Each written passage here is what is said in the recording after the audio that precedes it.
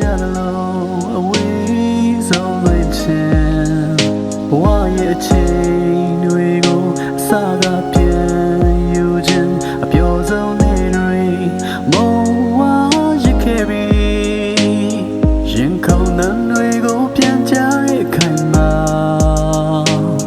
တန်နာရီပါခွဲတကယ်တမ်းမဟုတ်ခဲ့တာရင်နာတဲ့ကံကိုမယုံချင်ဘူးနန်တရားမှာတဲ့ချိန်မှာအရာရာရှောင်ပေးလိုက်ပြီးဘဝမှာခွဲအကျဉ်းနာဆုံးချစ်သူလေးမရှိတော့ပြီအရာရာဆုံးရှုံးခဲ့ပြီချစ်သူရဲ့ရှုံးပေးထားခဲ့သူပါခွဲ